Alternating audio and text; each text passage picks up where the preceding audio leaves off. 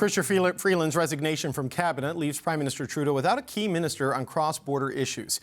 In her resignation note, Freeland called out the immediate challenges posed by Donald Trump's tariffs, saying, "We need to take that threat extremely seriously. That means keeping our fiscal powder dry today so we have the reserves we may need for a coming tariff war." Freeland was the minister who led Canada's response to the first Trump administration, including the negotiation of a new trade deal for North America. 1 month before Trump takes office, how does her departure impact the Team Canada approach?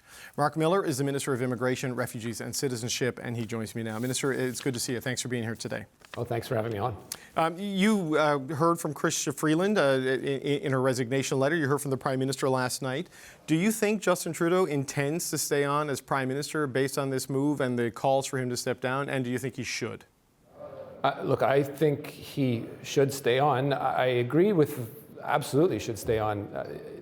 I agree with the former finance minister, Chrystia, in her resignation letter that we need to take the threat of the Trump administration extremely serious and think the next 45 to 60 days will be consequential to our history. I haven't seen a threat like this as significant in my lifetime, potentially, than the threat of tariffs, where we could see mass layoffs. And I think the last thing we want to see is us plunged in an election. And no government deserves the confidence of Canadians if we can't rise to that occasion and prepare to fight back and prepare to work with the U.S. administration in their legitimate requests and demands in our own national interest first and foremost, but also making sure that our best friend and partner can work together in securing the North American perimeter. The announcement I did with Dominic LeBlanc on the border is a significant step in that direction in making sure we have the confidence of the U.S. and are getting the confidence from them on the other side on their actions to reduce guns and drugs. And I think that's important. The next 45 to 60 days will be key. And so the last thing I think we need is to be plunged in an election with the functional inability to do nothing as a government in the threat and perhaps imposition of tariffs that could freeze industry and have people being laid off. No, look, I want to get to those specific border measures in a second, but the idea of the Prime Minister stepping down as leader doesn't necessarily automatically trigger an election. I know that's what the opposition parties, some of them have been demanding, but it's a lot of your own caucus who think the Prime Minister needs to go. And on her way out the door from Cabinet, at least, Chrystia Freeland confirmed in her letter that the two have been at odds. Clearly, she felt undermined. She talks about eschewing costly political gimmicks in their spending because it'll make Canadians doubt you recognize the gravity of the moment, which you have just outlined, and said that Canadians know when you're working for them and when you're working for yourselves. That's a lot of criticism from someone who was the Deputy Prime Minister and the Finance Minister up until about 37 hours ago. You want me to comment on that? Yeah, like what does that say about what her views about your government? I have an enormous respect for Chrystia Freeland. She's entitled to her opinion. I think out of respect for the current position that she's in, I won't comment on that further. I think the measures that we put in the fall economic statement that she had a large role in drafting are extremely important to making sure Canadians get a break for Christmas until mid-February. And they also set the stage for what I was talking about previously, which is the next 2 months, and making sure we respond in the way Canadians expect us to respond to what is an existential threat for jobs, for industry, the imposition of a significant tariff, and we can't be in the middle of an election. And I would put a leadership debate at this point. We've seen how Prime Minister Trudeau reacts and is able to act and even to get deals done with Donald Trump, who's not the easiest person to deal with. And I think that when you look at alternatives, a guy like Pierre Poilievre, that all I've ever seen, well, I haven't seen him do anything in 20 years other than be a complete buffoon in Parliament. I would think a guy like that would bend over or roll over to make sure that Donald Trump is happy. That's not what you need in leadership.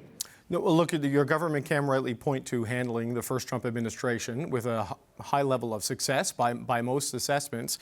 But Chrystia Freeland was right at the heart of that, and she's not going to be part of it this time. She was apparently offered some sort of Canada-U.S. ministerial portfolio that she considered to be a demotion and decided to leave to make way for Mark Carney, as the Globe and Radio-Canada are reporting today in finance.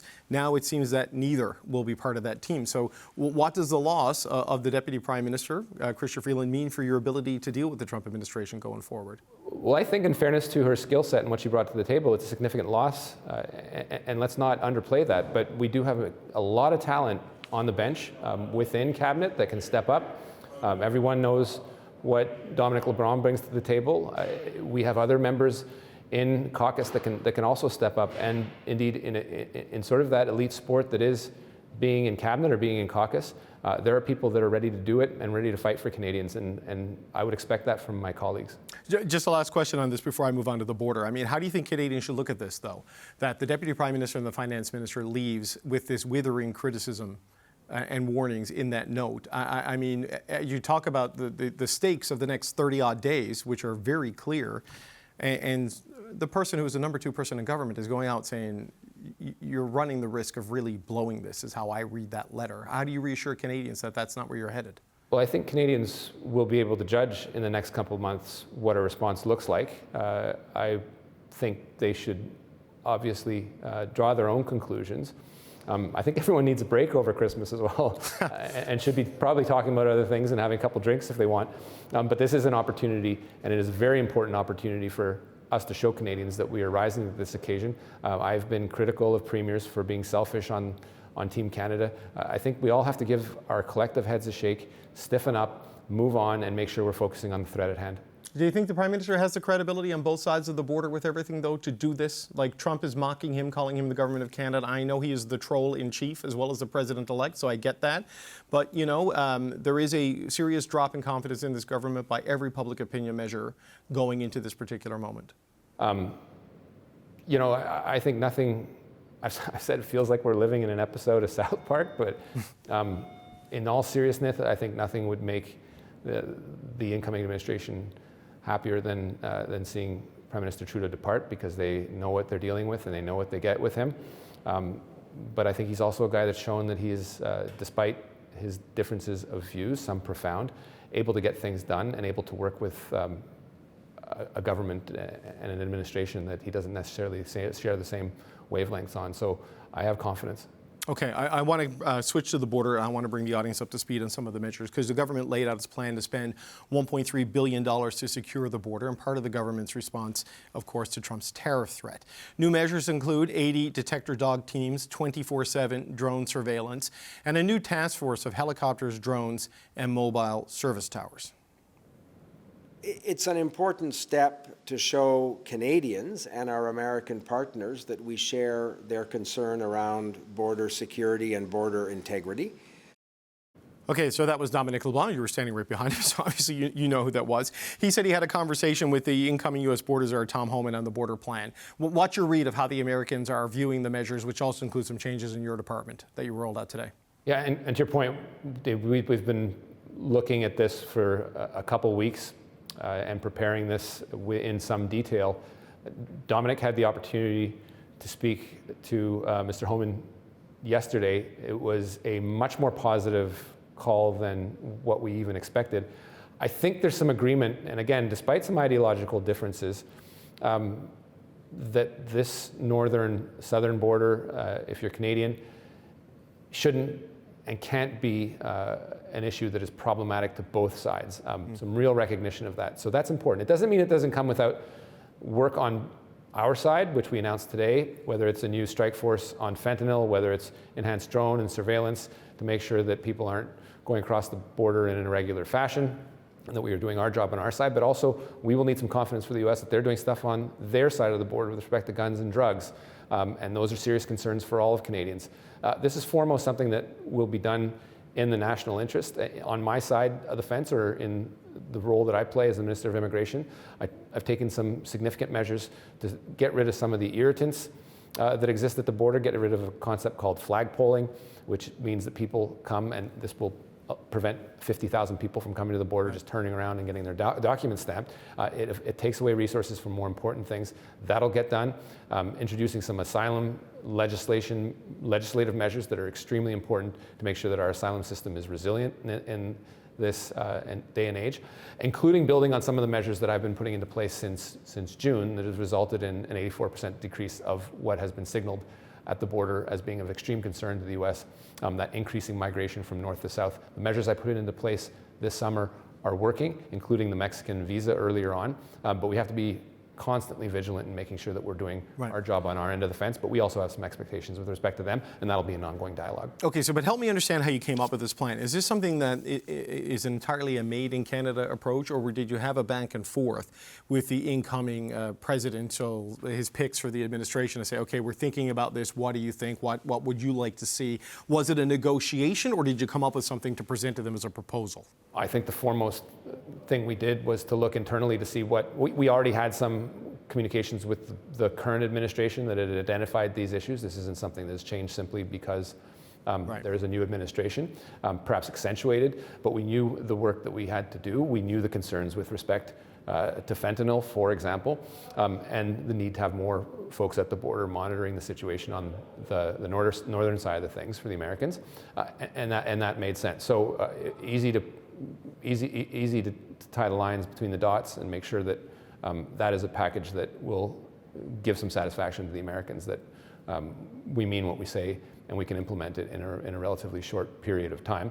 And that was the tone of the conversation with Right. Mr. Homan yesterday. Okay, so it was a positive conversation, but do you get a sense of whether it's enough, right? Because Trump is very transactional in how he does his politics, and when you come a certain distance, he may want you to go even further. I mean, were you given a signal at all whether this is enough to spare Canada a 25% tariff? Well, no, good point. No guarantees, and that we should be quite clear about. But there was some very positive signaling. This is, I think, a legitimate concern of the U.S. in their own right, irrespective of the threat of tariffs. I think we have to take the tariffs threats seriously. They will not simply go away if we do one thing. We know that there's a bit of posturing.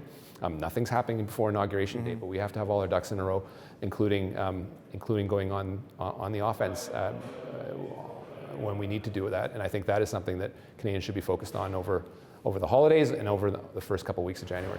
So you have rolled out a $1.3 billion border security plan that includes pretty significant changes and a revamp of immigration policy and even legislation. And he's not even in office yet. What does this tell you about what the relationship is going to be like once he does officially go back to the White House on the 20th of January and beyond? I know we sometimes are seen to have a lot of similarities with the Americans, but we do, and it's been to our advantage in commercial negotiations and negotiations with the U.S. We do tend to prepare and over-prepare in Canada and speak later. The Americans sometimes do a little bit of the opposite. But certainly, given that it's our most important economic partner and friend, it's something that we have to take seriously. We'll have our own set of demands as well. So. We're not just simply sitting on our hands waiting for things to happen, waiting for inauguration date. We're getting our ducks in a row. We're getting our resources lined up. It's why this cabinet committee is so crucial to making sure that we are getting all the work done now so that we can deploy things in pretty short order, as well as the additional preparatory work that has to be done if and when we have to respond to tariffs that will be devastating for industry. Just one last question before I let you go. When do you think we're going to hear from the Prime Minister? He hasn't said anything publicly since the Deputy Prime Minister quit. I know he had some brief comments at a Laurier Club event last night and will speak at the Liberal Christmas party tonight. Don't you think Canadians deserve a bit of an explanation from your boss about what has been said about your government in the last little while and what he's going to do about it over the coming days? And I don't want to make this sound flip, but I think my advice to the PM is when you're prepared to say something, say it and not before. And that includes not being and taking unnecessary interviews on other topics where the issue will inevitably come up about this. This is something that is important. He certainly has my confidence and the confidence of the vast majority of caucus. But it's something that he will do when he's ready to do it and speak to Canadians, particularly about what I talked about just earlier, which is the next 45 to 60 days and how important that is to Canada, and to have the right leadership in place to react and respond to the Americans in due course. Okay. Well, Marc Miller, I know you have your Christmas party tonight. If you see the Prime Minister and he wants to talk tomorrow around at 5, we'll make space for him. But thank you for being here today. We appreciate it. Don't hold your breath. No, I'm not, but thank you. Appreciate it, sir. Bye.